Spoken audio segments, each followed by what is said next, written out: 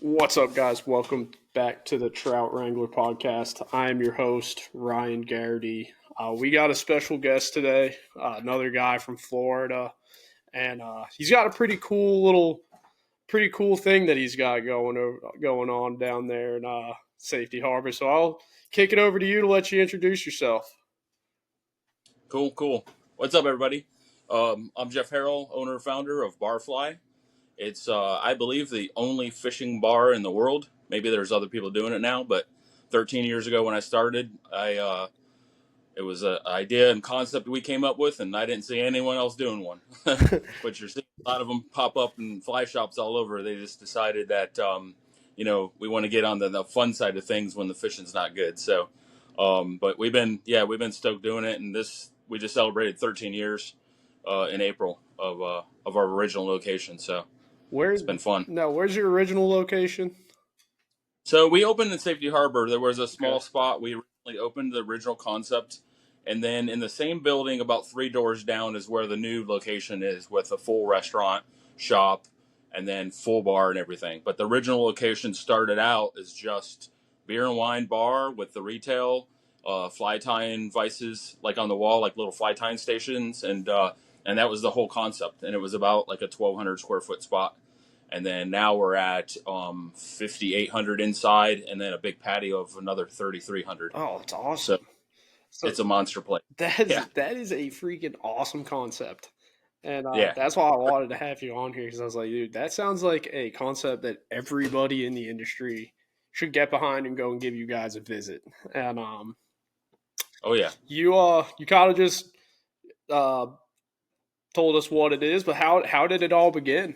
Um, like, So it started. I worked a career actually, and about 12, 13 years I worked a career. I was a regional director of recreation for an agency in Florida called the Florida Sheriff's Youth Ranches, and I had an amazing fun job. I got to go to Colorado and backpack and fly fish, Montana.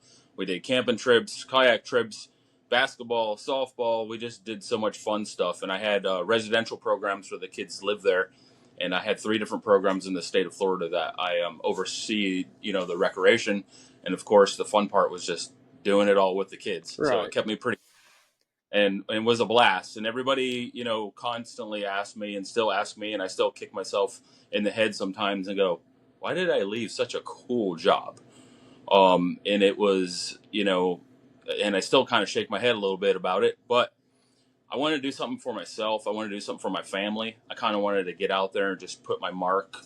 And I do a lot of stuff with like graphic stuff and fly fishing. And I had my own son. That was a big game changer. I worked with all these kids, and I was out late and doing stuff. And then I even said to most of the people in the company I work with, once I have my own kid, I'm going to have to like concentrate on my family and my son.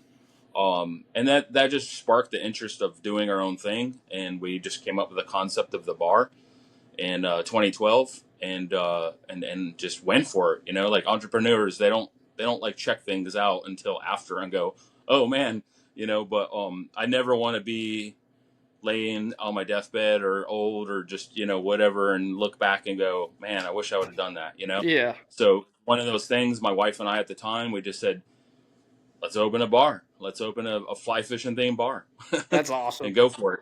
Dude, See what happens. I agree completely with what you said. I actually majored in recreation and parks management. Oh, cool. And I was Awesome. working as a youth sports coordinator, and those hours are insane. You're not Yeah. leaving the Great. fields until like 11 o'clock at night sometimes, and Yep. it's like Yep. that's kind of I'm not doing that anymore, and that's Yeah. part of it. Is like you want to have a life outside of like recreation. Oh, yeah. And the people that do it, they dedicate their lives, and I did at the time, and I put everything in, and I also I'm a good I'm very good at being self aware of things, and I just kind of like I started realizing that I wasn't I got to be a person that's 120%. Oh yeah, So if I felt like I was giving you 95, which is probably great and better than a lot of people out there, it wasn't me. And I felt like after like 12, 13 years, I wasn't 125% anymore, and I needed to do something else and change, and not most people stay in jobs and they're miserable and they're working jobs for 50 years and they're just completely miserable. And you come across those people in public and you're like, why are you still doing this? Right. And we just, but I just said, yeah, I got to take a break. I want to do something different, change it up. Exactly. And that's why I got out of it. It's because like I'd be at the and you have the work phone that's going off Yeah. all through the night. And it's Yep. like I get to the time that I get off because it's like I had to be at the fields every weekend. And it's like by the time I get off, Yep. I'm essentially a robot. And it's like I'm not gonna be that one to like I like my fishing time. I like my hunting time, and it's like I want to Yep. do that. And it's like I was a completely different human being when I was working in recreation. And I was Yep. like, I got to get out of here or I'm going to have a heart attack at the age of 28. When you first are doing it, you're like focused. It's great. It's amazing. The reward, and when you're there, like maybe I've seen staff that work in the agency like that, and it's the first 2 to 3 years, 5 years, you don't see those rewards. But I work with kids in residential where, after 5 years, 7 years, I started seeing rewards like, Right. kids graduating out of program, kids are coming back, kids are, now adults and have their own families and they're coming back. And they used to call me Mr. Jeff, and Mr. Jeff, man, I never forget the time you spent with me, and you got those benefits after, but you didn't see it for a long time, but it's just really cool. And still to this day, I have kids that reach out to me and they're like, hey, we had such a good time, and you really was a mentor to me, and it was awesome, Yeah. so those things are still with me, and just fills my heart up, which is cool. Yeah. But again, I had to, jump into something different and do my own thing. Right. So what kind of led you to choose Safety Harbor as the whole like home for barfly? Well, we were living in that area at the time. We lived Tampa Bay area is a huge area. It's made up of like all kinds of little towns Oh all yeah. around Needham, the Crystal Beach, over to the Tampa side. And Safety Harbor is a small little town on the other side of the bay from the airport, from Tampa Airport. And we were living there, and they had a cool little downtown. There wasn't much there at the time, back in 2012. And we were like, hey, this looks like probably the place to do it. This is where we're living. There's like a little retail spot available. Let's just go for it. Oh yeah. And that's mainly why we landed there, which, looking back, was like, just we were just there at the time. Maybe there was other towns that would have been better, but we were part of like that town growing and bringing more awareness to that little town and everything. Now it's booming. There's like a big resort and spa across the street. It's always been there, but now there's a bunch of shops, a bunch of restaurants. It's like a destination place now. And it's just so cool to be there and be when it was small and be part of it and the growth of it. And, maybe there was a better spot, but that's where we landed and it worked out. Oh yeah, that Tampa area is awesome too. You got so much right there. Oh, yeah. I lived outside the Villages in Summerfield, Oh, okay. and I'd always be over in Tampa, St. Pete, that whole Yeah. area, just because it's awesome. You got Amalie Arena. You go Yeah. to a Lightning game. Go to St. Pete. Go to a Rays game, and Yep. that whole area is just awesome. If I could do it again, I would probably move to that Tampa area. I probably Yeah. wouldn't end up back in North Carolina, but outside that Summerfield area. I think it's like a hidden secret. It's like, I mean, everybody kind of knows about it, but if you're thinking about the states as a whole, people that are going to Florida, they're going to the Florida Keys and they overlook Tampa a lot. I don't know why. We have an incredible fishery and a lot of stuff to do. So you have that, like you mentioned, all these things, and you're right there. But we have the bay, so you can do all kinds of great flats fishing in the bay. But then on the coast side, like Clearwater Beach and all that, I live a little bit north of Clearwater Beach, so I don't live in Safety Harbor anymore. But so I have the best of both worlds. I can go over to the bay and fish, or I can be over on the Gulf side and fish, which is just killer. Oh yeah, and what's cool about it too is you don't even really have to have a boat. There are parts of Tampa where you can do it all on foot.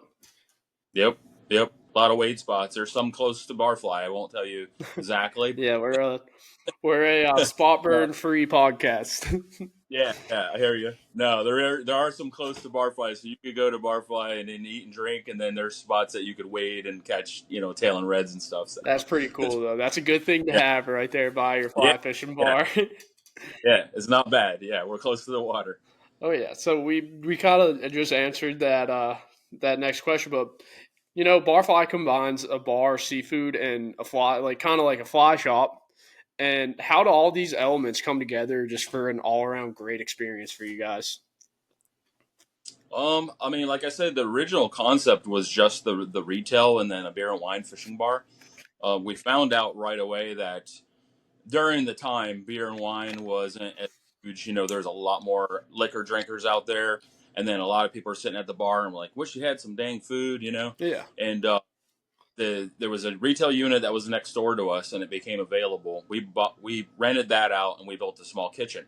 So the kitchen to us, we never went and wanted to go in the restaurant business at all. Still, I kind of don't, but because it's a lot to do. So we added this kitchen, and we wanted to add bar food to us. We live in Florida. You're down in the Keys and stuff like that. Tiki bars. Our bar food is like some peel and eat shrimp and a beer. Like Oh yeah. that's fishermen's Florida coastal bar food. Oh yeah. So we added. Well, the town at the time was really small. There wasn't a lot of seafood places nearby. So rumor got out really fast that there was a new seafood spot in town. And I'm like, oh no, it's not a restaurant. We're just fly fishermen. You so we added it, we started expanding, and my wife and I have like a lot of great ideas. We travel and stuff and host, parties and family events and travel different places. So we get inspired and we get a little, lots of ideas from traveling. And we started just creating a couple things like our fish tacos. We still offer our original barfly fish tacos, and we created that just based on like different ingredients and fun stuff that we come across when we're traveling. And that was most of the inspiration behind the menu items. Well, a lot of it was kind of a little unique and different, so people weren't seeing the regular old here's some fried fish, Yeah. fried shrimp. So we put some twist on things and then kind of got the word out there. We found out with the whole liquor thing, we went and bought a liquor license just to add that whole thing. I always wanted to have like a rum bar and all that. So when we bought the liquor license, it was like full throttle. Like, all right, we got a rum bar, we got seafood, we got fly fishing stuff, and just the vibe of it, it was incredible. It all just came together, and it's like the spot you want to be at when you're not on the water. Yeah. And then before you get on the water, after you get on the water, or even the next day or whatever, and that's the whole vibe behind all of it, and it just everything came together. It's like a lot of ingredients. I always tell people and you see in restaurants, you go to restaurants and bars, and you look at people are missing certain things. Like you might go one place and like, hey, their food's really good, but all their drinks are terrible. Yeah. Or you go in one spot and the food and drinks is good, but then they don't have any music. Yeah. And I mean, music, so we have live music there. We're open 7 days a week. We'll have live music anywhere from 5 to 6 days sometimes each every week, and then so we do good variety with that, and it just encapsulates the whole vibe Right. like as a pack. And you got to kind of do all of it, I think, to be good at it. Oh yeah. You can't just hit one part. You know what I mean? Yeah. That sounds fantastic because it's like what goes better than like fly fishing, good live music, good rum drinks, seafood. It's Yep. awesome. That Yep. is so cool because it's like I'm a huge music guy. If like I'm sitting there drinking and really tossing them back, it's like I gotta have some music playing or something. Yeah. No, and you go into some places they don't have even like a background speaker on or No. something, and you're like, wow, what are we doing? Yeah. Yeah. But how do I you? love it. Oh, I do too. And I love that. Like sounds a lot like those bars in the Keys where you go down there and it's like you got a live band playing in the corner, good drinks, and then Yep. it's like You don't want to leave. yeah, you don't want to leave. And You don't want to leave. it's You like almost don't want to go fishing. You're like, this is pretty cool. yeah, it's like I could sit here and drink rum and cokes until I end up having to Yep. get wheeled out of here in a wheelchair. Yep. I'm not even Yep. going to step foot in the dang flats boat. That's the only downside of a lot of it. The one negative thing I'm going to say with all of it is sometimes we do a little more drinking than fishing. Hey, don't we all? Yeah, There are days where I'll be out with my buddies. I'll be like, I think I'm gonna go fishing tomorrow, and it's like Yeah. early in the evening, and then Yep. it's like 11 o'clock rolls around, and you're about couple too many, and you're like, yeah, there's no fucking way I'm going fishing in the morning. And But the rest you know, of the year for us is more drinking. When tarpon season comes though, that's a different game changer for us. Like it's get serious time. Like I don't think about anything else. The winter, I'm like, I don't really care much about catching a redfish. yeah, When tarpon season comes, it's like we're focused. Yeah, oh yeah, I'll hardcore. I save my days up, kind of. oh yeah. Uh, Dude, tarpon season is always tarpon season should be just like a whole time holiday until September. yeah, yeah. You should. Everybody gets a hall pass. If you're a tarpon fisherman, you get the hall pass. Exactly. You don't have to work. You don't have any honeydew list or nothing. It should just be automatic hall pass. Yeah. Going tarpon fishing tomorrow. I might not even go tarpon fishing. It's like, you know what? Yeah. I'm going tarpon fishing. I could be sitting at my buddy's house watching NFL football. But I'd Yep. probably be thinking about wanting to go tarpon fishing, and I'd probably end up going tarpon fishing. While I'm tarpon, I usually think about the next time I'm gonna go tarpon fishing. Oh yeah, Like I get off the yeah, boat and it's like, it's what am I going bad. again? Yeah, I get bit up. I could be halfway through the day and I'm already like, with my buddy, I'll tarpon fish a lot, and we're not even done with the day yet, and it's like, so what are you doing tomorrow? We're just, it's we only have like, not a limited time to do it. Really, we had tarpon all year round, like smaller ones, but like the big migration, it's only just during the peak summer months, late spring to summer, and it's like game on. Yep. Yeah. And then it So, just drops off, and you're sitting there looking at juvenile tarpon, like, damn, that the ones I yeah. caught in the summer could eat that son of a gun. Yep. Yep. Then you're looking at, oh, let's see what's happening at barfly. Yeah, you're like, you know what? It's probably a good day for 5 or Yep. 6 rum punches at barfly. Exactly. Yep. Drinking. Yep. And let's see. How do you curate the beer and drink selection to complement like the coastal and fishing theme? Well, for starters, when we were a beer and wine bar, one of the things of the concept of the bar originally was, there's a beer brewed in Atlanta, Georgia, Sweetwater Brewing. Oh yeah. And we drive up there to trout fish, up in like Blue Ridge area, north of Atlanta, into North Carolina. So we were familiar with that beer in that area a lot. It's close to Florida, and we can get our trout fix on and go do that. So part of our entire vision of the bar initially was, if we're going to build a fly fishing bar, what is the one beer that says fly fishing more than anything out there? Well, their tap handles are a rainbow trout. And the guys were very fishy. They do a lot of conservation stuff and events and everything. And it was like, that's a no brainer. It was kind of like if I was going to open an Irish pub, I'd need to have Guinness. Right. Well, if I'm opening a fly bar, I should probably have Sweetwater. Oh yeah. That was part of the package. Well, when we started putting everything together, the business plan and looking into distribution, I couldn't get it in my area. Like, it was mind blowing. I was like, what do you mean I can't get it? And like, they distribute into the Panhandle of Florida, but not in Tampa.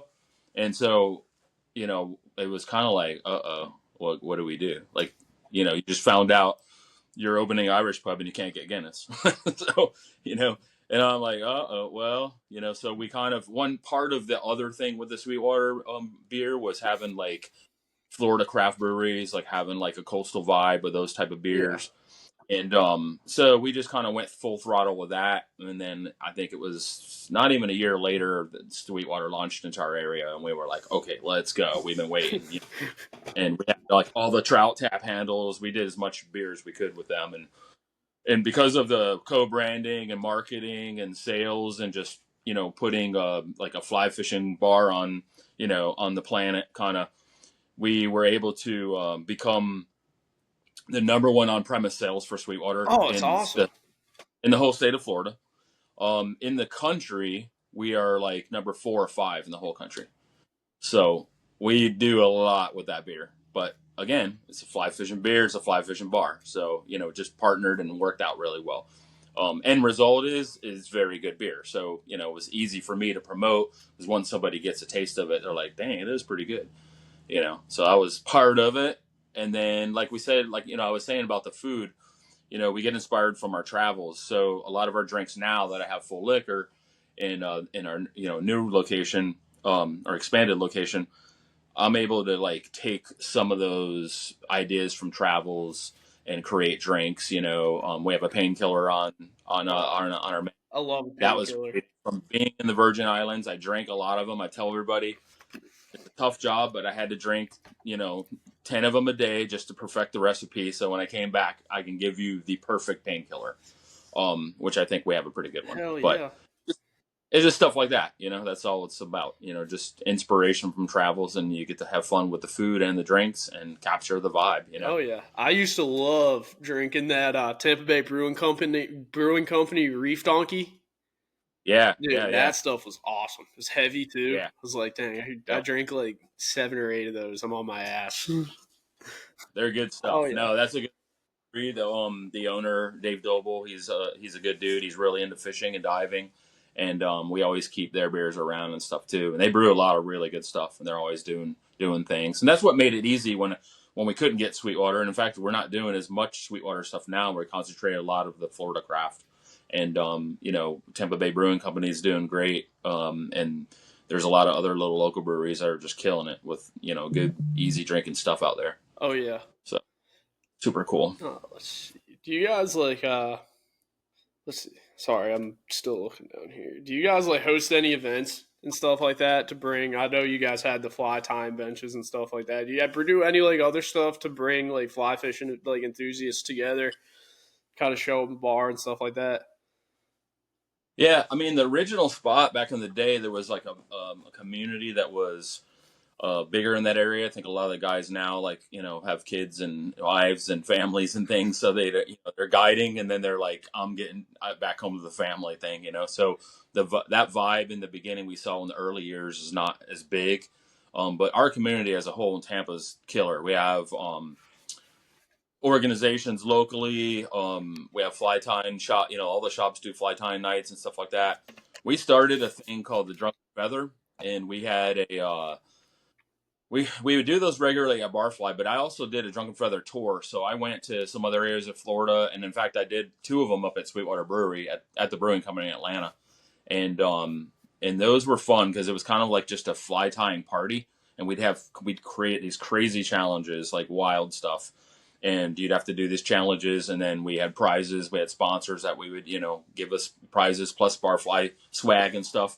And we traveled around that and did that a little bit. It was a blast and brought a lot of other communities together besides us. And it was kind of like letting people know who we are, and we're all about the party and the fly fishing community and stuff like that. And then we created another event called Punfecta, which we just completed in 2024. We completed our 10th one, and Punfecta is a micro tarpon fly fishing tournament. Oh, sweet. We did 10 years of that, and we started that just as a fun kind of thing. The tarpon, our measuring board is like 24 inches, so all the fish have to be under that. And we actually have one of the awards is for somebody that can catch a tarpon that's as closest to 0 inches as possible. And so these guys go in ditches. They're getting like mosquito flies you would use for trout and catching tarpon. And we've had like records. I think this last year we broke a record that was like a 3¼ inch tarpon. Oh my gosh. Yeah, babies. Oh my! I've caught a snook that big. Yeah, Caught a snook like that big. Yeah, Never there's little caught a tarpon like that. It's a blast, So we named it Punfecta, like trifecta, like 3 fish. So it's a 2-man team, and you got 3 days to fish, and it's all catch and release. The event in the past, we've done fundraisers with Project Healing Waters, Captains for Clean Water, Bonefish and Tarpon Trust. I think Bonefish and Tarpon Trust has been the beneficiary of it for like the whole 10 years.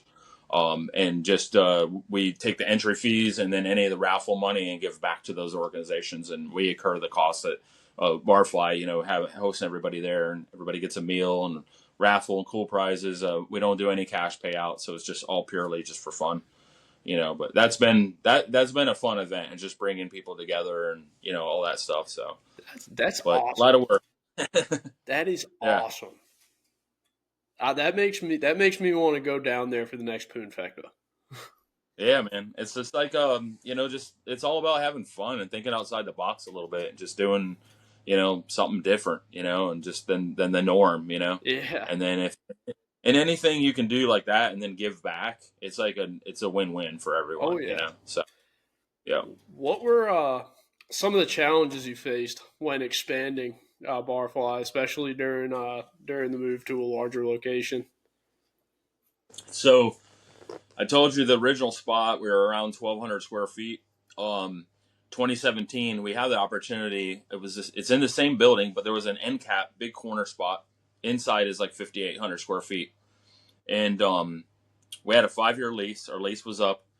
The owner of the building, saw that we were young entrepreneurs. It's my wife and I. We have no investors, no other partners, just my wife and I. And we worked hard, went through some tough times. And after the 5-year lease, we were busting out of our seams, doing well. Even the city was like, you guys got to control things, because we had like people, congregating out front and venturing off the sidewalk into the street. There were skiffs parked out front. It was like mad. So they're like, you got to tone it down a little. And we got the opportunity to take over the bigger spot on the corner, which was right across the street from the resort and spa there. And it's a view of the water of Tampa Bay and across the street from the marina. So we turned it down, actually, like I think 3 or 4 times we turned it down, because we just knew the expense and the size. We'd be like tripling, quadrupling our size overnight and volume, and it's something that we just kind of grew into. And I don't know, we weren't ready for it, but entrepreneurs are never ready for things. They just kind of dive in and then check the depth later afterward and go, so we kind of did that, and the challenges were huge because I've never run or operated or owned or did anything with a place that size and that volume. It was like a lot. It was a lot. So we had to learn like really quick. It was like a sink or swim kind of thing. So, but yeah, there was a lot of ups and downs, a lot of learning curves, but we had great staff along the way, great managers, and different people that have just crossed our paths along the way that just, brought good experience and qualities to our team, and that helped us grow and helped us kind of get through some of the hurdles and stuff as well. So it's just been huge, and the biggest thing is having like support system. And like, if you have an incredible support system, you have good friends around you that always support you, your family, and friends and stuff, is just, then the sky's the limit. If you have that, you got to have a support system. Otherwise you fall on your face a lot quicker, Oh yeah. What were some of the pivotal moments that defined the journey for you guys? Um, I mean, we've had, like, in the early days, it was cool. I had a good friend of mine that lived locally. He was the Southeast rep for Sims, Okay. and I remember he had this huge motorhome, fully wrapped Sims graphics, and he would use it to travel to do his sales meetings and stuff like that. I remember having the bus parked out front on Main Street, and I don't even know how it fit down there. We'd have skiffs down there. We had the Sims bus. That was the year we opened, and we had the Fly Fish Film Tour was traveling through. Uh huh. So we said, hey, this is like our first week open or something, and we're going to host the after party. And the Sims bus was out there. It was just wild. It was just like probably one of my favorite parties we've ever had. Oh yeah. It was wild. And it was just cool because the film tour people were there, and that's when the crew was actually running in Tampa and doing it, and then having the skiffs out there and Sims bus and everybody just having a good time and going, this is our local fly fishing bar, we're going to support it. And that was the people that were there and still are part of it, and they message me, or if they don't live locally, they still stay in touch with stuff. And it's just, it was a cool thing for me because that was the idea and concept and the start of all of it. Yeah. I got 13 years in it, so I can tell you a lot of cool shit. if you're a bar owner, you have a lot of cool things that Oh yeah. happen. I bet. Yeah. So it's it's super cool. Yeah. But just getting it out the app, I think that helped us a lot. Like, because we wanted to put that statement, like, hey, we believe the first and only fly fishing bar in the world, and to say that, it was like, how can you say that? You have to, like, there's got to be something to back it up. And I'm like, well, I don't know. Do you have Fly Time Vices bolted to your bar? I mean, did you ever have Sims bus parked out front partying? Do you have Yeah, do I you don't have know. skips parked out front of your out front of your I don't know. bar? Yeah, there's stuff like that. So it's been cool, but just gradually going into, the new big spot now and big full restaurant. And a lot of people come there that aren't even fly fishermen or women, and they just like the vibe. Fishermen, I think, are pretty fun, cool Oh people. yeah. So I think just the fun coastal vibe and fishing vibe, I think other people it attracts them too. They're just like, it's so cool. Why is it's cool? Yeah. And I never forget one time there was two old ladies that were eating lobster rolls, and I was over in the shop, and I had a bunch of ties and fly fishing flies in bins, and I was kind of getting rid of some of it and trying to streamline stuff and package it and streamline the shop a little, kind of with things. And the ladies stopped me and they said, "Are you the owner?" I said, "Yes, ma'am." I said, "Are you getting rid of all the fly stuff?" I go, we're just moving some things around and maybe getting rid of some things to make room for more, maybe a few more tables and stuff. And these are ladies, I don't even know if they know what fly fishing is. To me, they go, "Don't do that. That's what makes this place this place." And I looked at them and I was like, wow, and I never thought that little bit of what we're doing that would reach out to other people that much, and it was just one kind of defining moment for me. It was like, you know what? You're right. We're going to stay who we are no matter what, Yeah. and, maybe maybe I make more money putting another bar over there or some seats or something and serving more food. But, we want to just stick to like our roots, stick to who we are and why we did it all and started it all. Yeah, that is awesome. So they probably didn't either. Like, that is so cool. They're just like, don't do that. Like, you know It what? was awesome. You're Yeah. right. I don't want Yep. to. Yep. Yep. It was cool. It was cool. That is awesome. But if you could fish anywhere in the world, where would it be and why? Hmm. Um, I get asked this a lot, and I'm always stumped. I've done a couple podcasts, and everybody, not everybody, but typically that's a question that's asked. Um, and I'm stumped because I'm caught between going to where I like to go and going somewhere I've never been.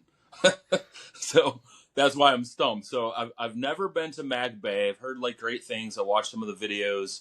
And then in the Baja Sur, they're fishing that Magdalen Bay area, Uh-huh. and it's super sick because they run pangas off the beach and hooking like 5-stripe marlin on fly. It just looks like really badass. And I've never been there, so that would be one area I would want to go. But I just got back from Belize like a week ago, and it's hard to not go to Belize. Like Belize, amazing. I've heard that it's like I've heard that from several people to where they're like, dude, Belize every single time. They're like, I've been Yep. 2-3 times, and they're like, it is the best time I've ever had every single time I go. Yep. Every time you go there, it's just amazing. I mean, it's just the fishery is incredible, but besides that, the culture is amazing. The people are, I think, hospitality. They've got it dialed in. They're the friendliest, greatest people. The people that work in hospitality are above and beyond, better than anywhere I've ever traveled. And then the food, is incredible. So I get inspired all the time about the food and the drinks and stuff there. So I'm like, this is my favorite place. That How can you beat it? that's what Everything that, like we went to the Bahamas one year, and that was the same way when I went to the Bahamas. I was like, I yeah, fucking love this place. It's yeah, like you're sitting in yeah, like a little bar, drinking like a dark and stormy or a painkiller, yep, and just listening to this dude bang around on a steel drum singing. I'm yep, like, I could live here. yep. No, we've done it. Yeah, I think the first time I went to Belize, we went to El Pescador, in San Pedro, at the islands Ambergris Cay, and El Pescador Lodge. They're incredible, first class. It's all inclusive, and all the fishing's in and everything. And you do like, because it's all inclusive, so you do like family style meals. But I wanted to check the town out a little bit. There's no cars on the island, so you're just driving golf carts all around and all that. And I was like, I'm taking a night off, just pack my dinner or something. We're gonna eat out around Bar Hop, you know. Yeah. We took the golf, put a fly rod in the golf cart, and just buzzing around. And I remember going closer to town, pull into this one bar that's like along the beach, and I'm like, let's just go check this out. So I go to the bar, I order a mojito, I grab the fly rod from the golf cart, I walk over to the water, and I see 3 bonefish swimming toward me, and I'm like, oh crap. So I throw a cast, and 2 of them peel off, the other one comes over, just gobbles the fly, screams off, start screaming drag, land them, let them swim away. I walk over to the bar, and the bartender goes, here's your mojito, sir. I just went, okay, I don't want to go anywhere else. You're like, It literally steps from the bar. we were gonna bar hop, but you know what? I might just stay here and stick bonefish and drink mojitos all night. Dude, I caught 2 more behind that bar right after that. Oh my gosh. Yeah, it was wild, so dude, so that happens and you're like, why should I go anywhere else? That was pretty cool. Yeah. That's I got to go to Belize now. I'm telling you, there's some areas there. Yeah, we just got back. We went to a different island, and I actually pulled off a Grand Slam. I've never done in my lifetime. So I actually got a permit and bonefish and tarpon all in the same day on fly. So I was super stoked about that. So, that's pretty sweet. So there's a reason to love Belize a lot. You do that, you're like, yeah, I don't know if I want to go anywhere else. Oh yeah, there would have been several mixed drinks after catching a Grand Slam. Oh yeah, I was fired up. There was a lot of tequila involved. Oh yeah, whenever there's a lot of tequila involved, there's always good shit happening when there's tequila involved. Oh yeah. And yeah, you grab the last fish that you needed for the Grand Slam, and then it's like, all right, tequila shots, and we're having a blast because I'm just like, the energy. I was so hyped up. I was like, because you fly fish and travel, especially travel the world to fly fish, and I've never done it, so it was just a cool thing to do. Hell yeah. So, what's your go-to meal and drink combo at Barfly after a long day on the water?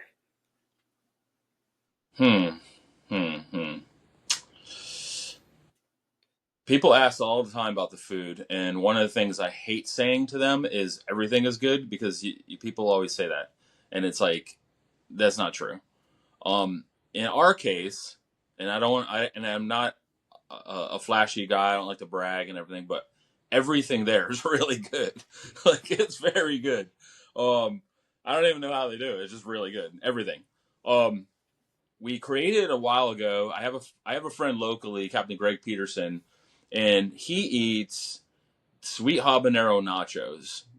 It's sweet habanero chicken nachos. And this guy, you can't get him to eat anything else. He's been coming since the little barfly.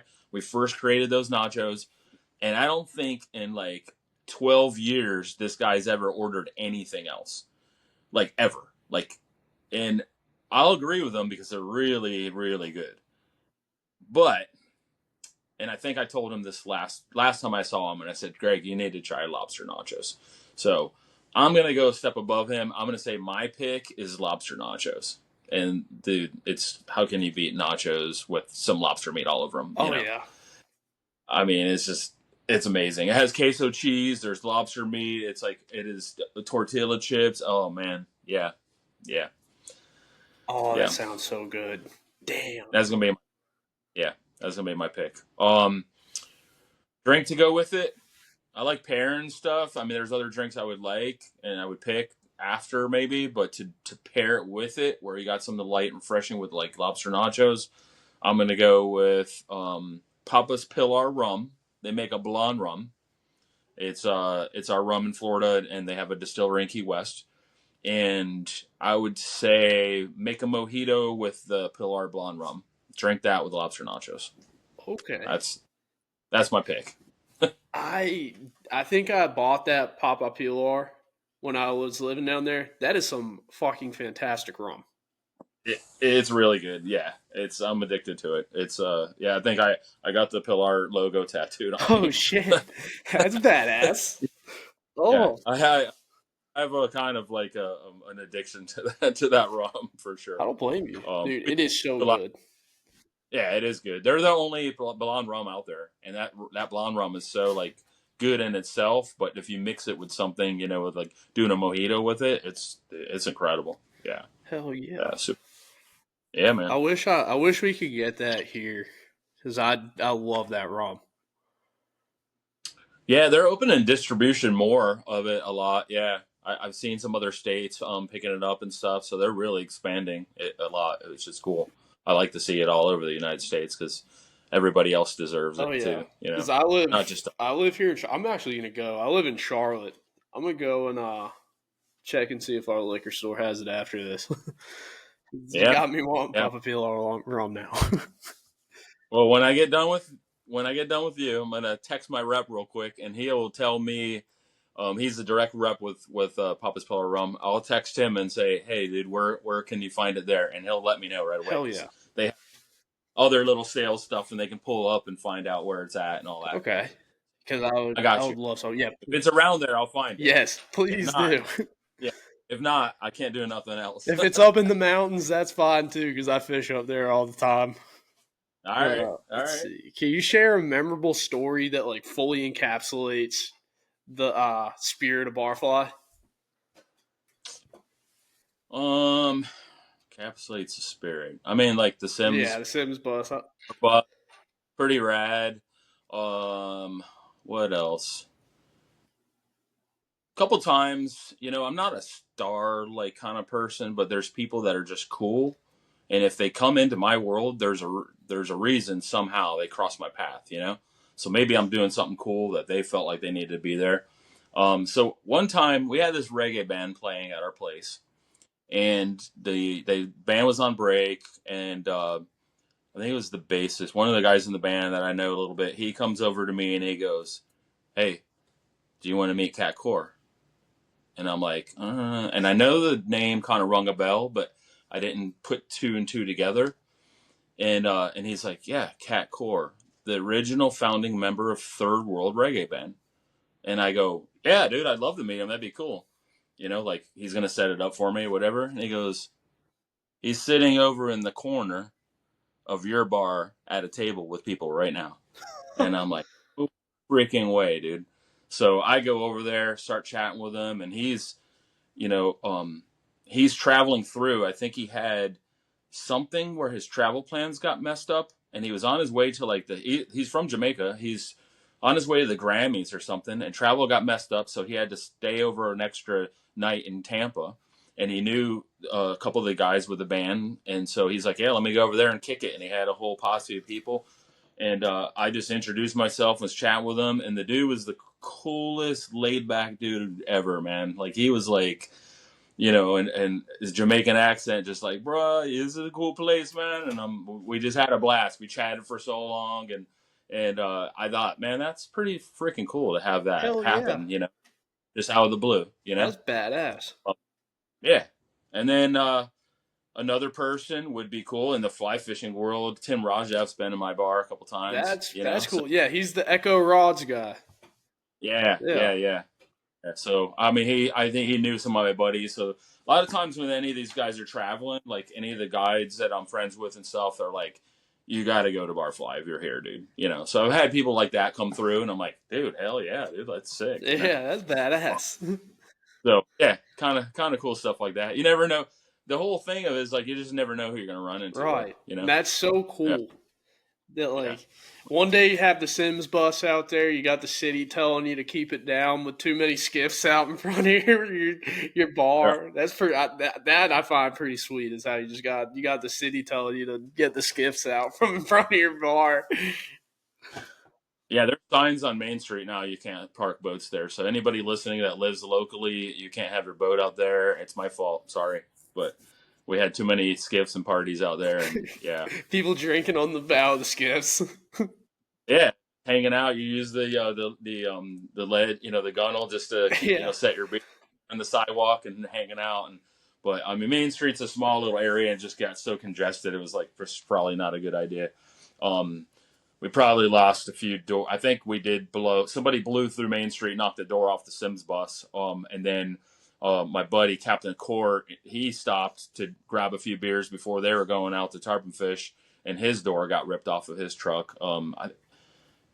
A few bad things happened, so I respect the city making that decision. It's probably not good. We have boats down here anymore, It's not bad. but it was fun times. Oh yeah.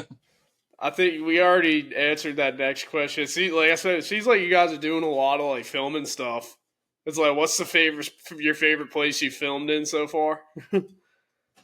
um, I like I like the island stuff and all that. It's pretty cool. It's hard to get eats. Like, I just did this Colorado trip last summer with my son, and we bought a new camera before the trip, but I was like, I had a tech meltdown and couldn't figure out a lot of shit with it, and just a whole learning curve of a better camera. And I was like, oh man, so we were like playing around with some stuff. We have a little edit on YouTube with just some of the highlights of stuff we found that we pulled off of that camera and then our phones and stuff. But it was fun doing that. And I think now that I have the camera and figured out a little more with it, I'd like to like play with that a little more and dial in some cool stuff and some slow-mo stuff and all that. And my son and I are planning to go to Montana this summer. So we're going to go later in August and try to catch a good hopper bite.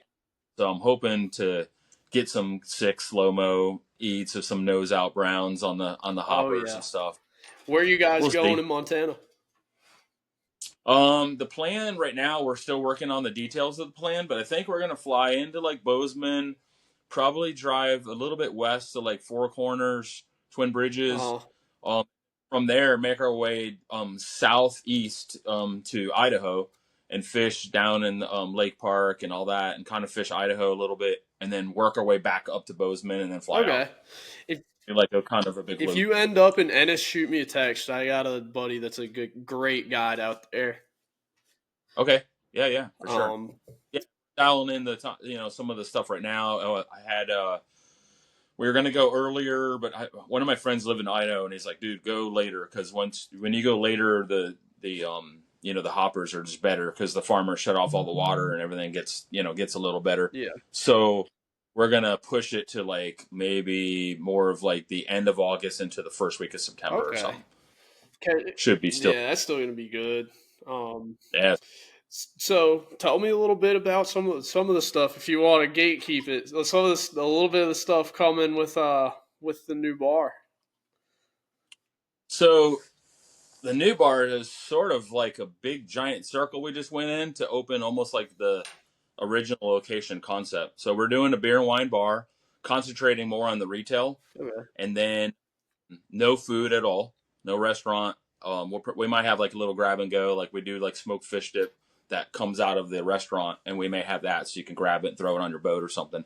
But we're mainly focusing on the apparel. We're expanding a lot of our apparel stuff and designs and more shirts and more hats. And then by doing that and having the storefront, we're going to concentrate on expanding the online shop. So almost everything that's in that store, you'll be able to buy online as well if you can't visit the store. Cool. That'll open up a huge thing for us. And then in Barfly fashion, with all that said and done, there's going to be a bar in the middle of the store. Hell yeah. Dude, that's so cool. Yep. You guys going to start selling flies in there or anything? We probably will. Like, I have flies now, so I'm an Umpqua. I buy bulk Umpqua flies, and then we package them ourselves in little bags. They're easier to merchandise that way. I'll probably do that at the new place, because one of the things I noticed with it is, even if it's like just a regular, mass-produced fly from Umpqua, our packaging is like, it says Barfly Drinking Fishing Company, and it's like, I get so many people that just buy them for a friend, like in another state somewhere, and they're like, "Dude, here's a little packaged Barfly fly. Like, it's killer." Just the whole idea of that. So we're probably going to do that same thing over at the other spot. And, I'll get some local. I have local tires too that tie amazing stuff. So in the mix of like supplementing like popular patterns with Umpqua stuff that we'll package, I'll get some local, hand tied flies from Fly Tires locally and package those with our branding and stuff on them too. Cause it's like a great gift. You're in there and you're like, I'm having a beer and my uncle lives in, Idaho, and he fishes a lot, and I'm going to take him a couple flies, and he's going to dig the packaging says barfly and the logo on it. And, so it's just kind of a fun thing. Oh yeah, dude, like that's something my mom would like go in. Like she'll like be up in the mountains and walk into a random fly shop and just pick me up something with like the logo on it. She's like, I thought you'd want this. Yeah. That's perfect. That's something where like my drunk mom's gonna walk in and pick it up and be like, I got this for you. Yep, exactly. But, We get it, and then you get stuff, and you're like, I'm living in Nebraska, and I don't know why this guy just bought me some bonefish bitters flies, but thanks, Uncle Steve. yeah. It's like I don't even own a fly rod. Yeah, These are pretty yeah, sweet though. but it's a cool thing to have. Oh yeah. But is there any other plugs or shout outs you got for anybody that's helped you out along the way? I mentioned a couple people that are always around, that are friends and supporters. The biggest thing is probably like family and friends, man. Like everybody around us. Like, my wife and I just had this conversation the other day. We were talking about our friends that are our family and friends that are around us. Like the only thing we want to do at this point is just spend more time with them, and that's it. And they've always supported us with business, to going away and traveling and just doing stuff like that. So my shout outs to those people in your bubble, because that's who keeps you going and keeps things going for you. And when you're in need, man, like those are the people that are there. They're just there for you. Oh yeah. You know, And then it's important. this is how I close out every single podcast episode. It's you get 5 songs, 5 of your go-to songs, and it gets added to the Trout Tunes playlist on Spotify. Sick. Some people might hate me because I am all over the place with music. Oh, I am too. I'm all over the place, man. Like it's wild. I love almost everything. But so first song I'm gonna choose talks about my roots a little growing up.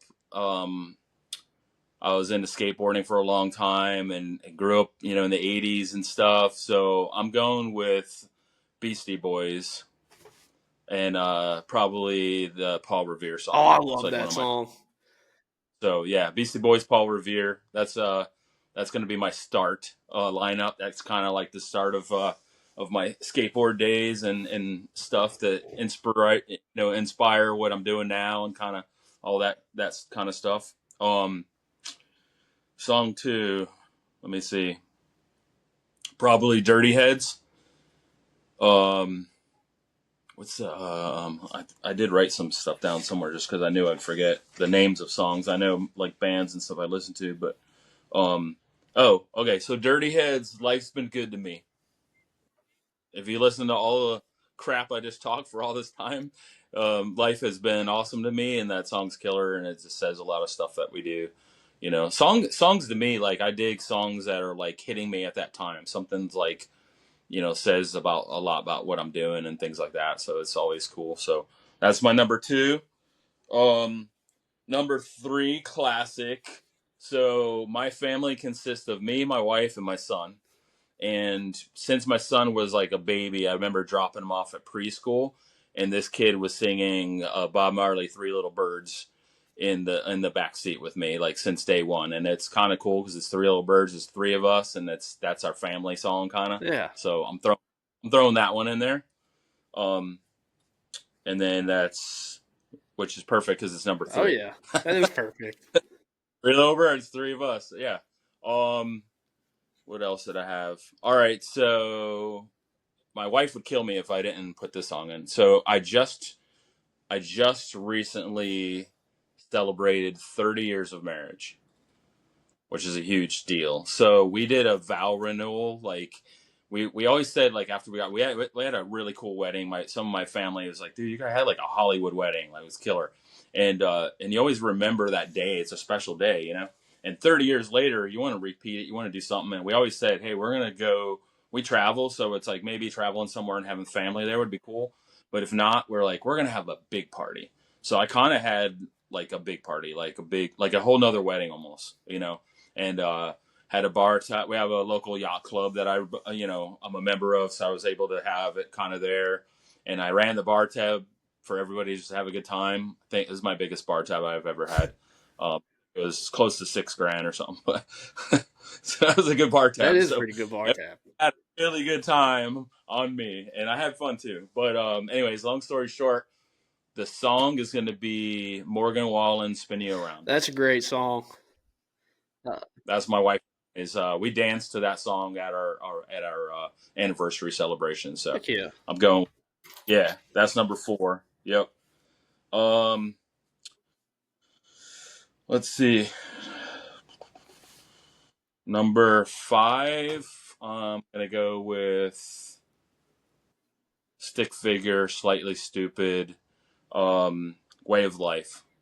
Because again, lifestyle, good life, all that stuff is kind of like our vibe with everything, and that's gonna be my number 5. That's a damn good lineup right there. Pretty good. That's Pretty a good. damn good lineup. Let's see what I had.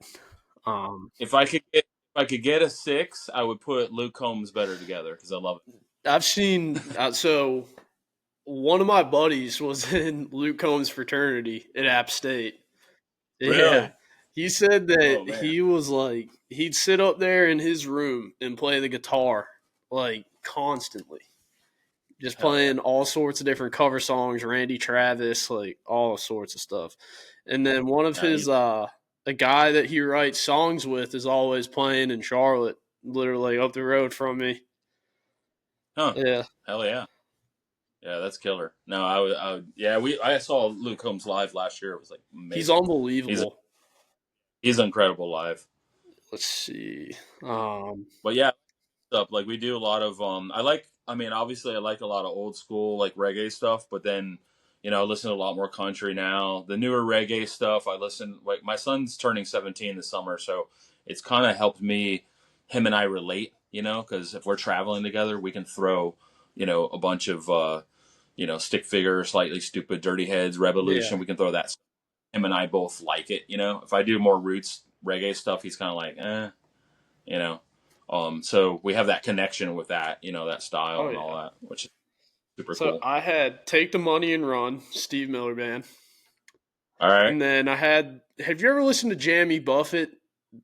Where Yeah, yeah, so the one particular harbor version of that, yeah, yeah. No, that's a good and song. Yeah, then that's Silver Springs, Fleetwood Mac, and then Southern Nights, Glenn Campbell. oh yeah, Oh yeah, hell yeah. but I like it. that's Yeah, all. I got know, all over this. But dude, like I'll send you this playlist, dude. It goes all from right, like one extreme to the next. Like it is nice. wild how many genres this covers. It's crazy. That's killer. Is it on Yeah, Spotify? it's on Spotify. Yeah. All right, cool, I'll cool. Yeah, I'll shoot it to you after new this. yeah, we'll play in the new place. We'll play a little bit of that mix and stuff. It'd be That cool. will be sweet. But that's all I got for you today, man. All right. That was awesome.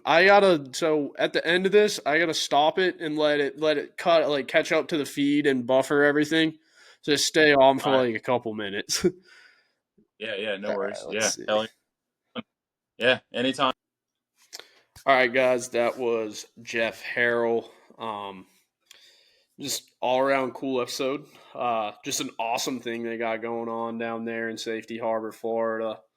Got to go and check that spot out. If you were down in the Safety Harbor area, I will link the address into the show notes so you guys can go visit that really cool guy. They got some awesome merch. I'll link the website in the description as well. Um, let's see if we got any events going on this week. Any events? Scroll down the archives. Let's see. I should know. I should do research on this shit before I do it, but I did not. Um hmm.